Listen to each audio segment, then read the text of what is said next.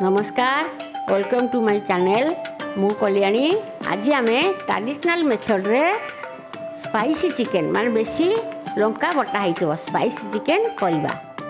से आम चिकेन नहींचु आधा किलो चिकेन भल भाव धोईकी नहीं कटा हो पियाज नहीं आपको बाटिबा बेसी कंचा लंका टे नहीं आपको बाटिबा अदा रसुण नहीं आपको बाटिबा एवं गोटा मसला नहीं यह भाजिकी रखा गुंड करवा।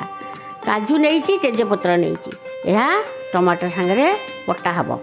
फ्रेश क्रीम नहीं सजेवाई टमाटर काटिक नहीं आपको बाटिबा। कसूरी मेथी भी नहीं पकेवा स्वाद लगे। यहाँ लेंबू नहीं मैरिनेट करने बेले दबा। चिकेन मसला भी नहीं हलदी गुंड नहीं लंका गुंड नहीं लुण नहीं तेल नहीं क्रश चिली भी नहीं मैरिनेट करने बेले दबा। चलते एथर मैरिनेट प्रथम करदबा। चिकेन को पकईदबा। तापरे आपको मैरिनेट करी आधा घंटा रखिबा। हलदी गुंड पकेबा।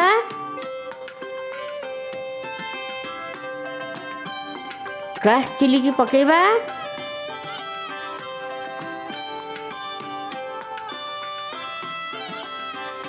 अदा रसुण जो पेस्ट करी नहीं ताकू पकेलु। तापरे स्वाद अनुसार लुण पकेलु।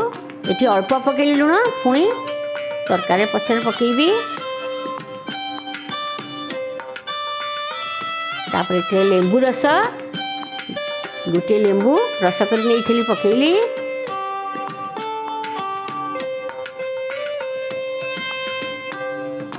तापर एथिरे तेल पकेली। तापर हाथ रे भल भाव आपको गोलेबा। पूरा चिकेन लागिगला भलिया आपको हाथ में गोलेदबा।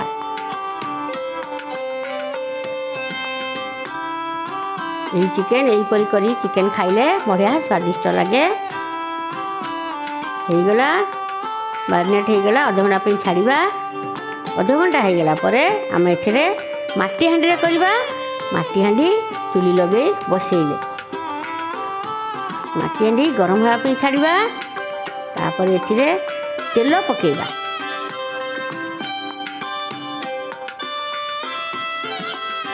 तेल मैरिनेट पकईचे तेणु ये अल्प तेल पकेबा।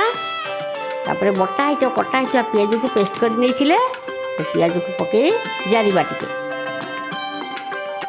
टिके जारी सारा आम ए बटा होइतिबा अदा रसुण पेस्ट पकेबा। तापर आउ टिके जारिबा।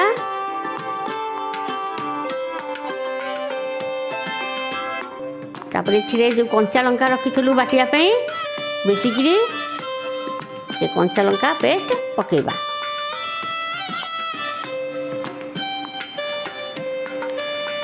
तापर ये काजू आ टमाटर बटा होइतिला से पकेबा। भल भाव जारिबा। पूरा तेल छाड़ला पर्यंत जारिबा। तापर ये चिकेन मसला गुंड पकेबा एवं गोलेबा। तापरे सेठी मैरिनेट बेले लुण पकईलु। ये आउ टे लुण मसला कषिला बेले पकेबा स्वाद अनुसार पकेले। तापर लंका गुंड एटा स्पाइसी चिकेन होची तेणु कंचा लंका एवं लंका गुंड दुईटा जाक पड़ो। चिकेन गोलेला बेले भी क्रश चिकेन पकईलु।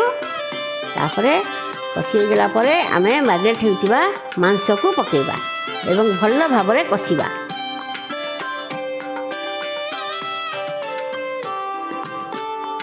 यहीपरी कले चिकेन स्वादिष्ट लगे। माटी हांडी भी होती या बहुत बढ़िया लगे। तापर यहाँ 10 मिनट घोड़े दबा। 10 मिनिट हो गला। तापर यहाँ उठे भल भाव गोलैबा आउ टे कषिदबा। तापर ये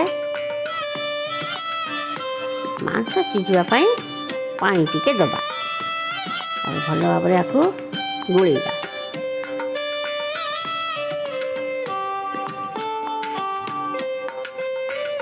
भल भाव कषिगला पर आम मांस सिझापी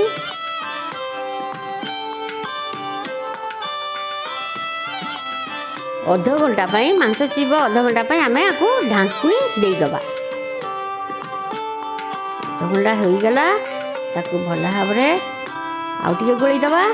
गोलैदे ये आम कसूरी मेथी रखी पकड़ापी स्वाद लगे बढ़िया बास्ना भी हम आपको पकेबा एवं भल भाव गोलैबा।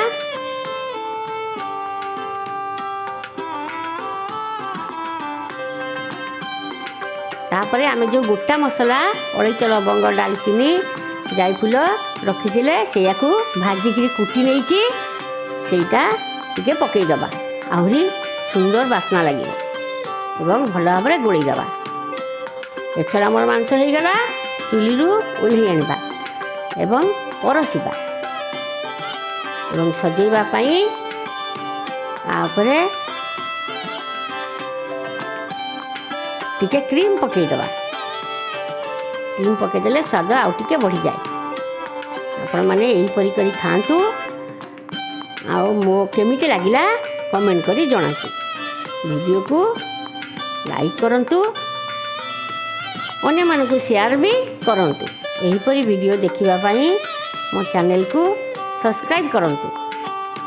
धन्यवाद।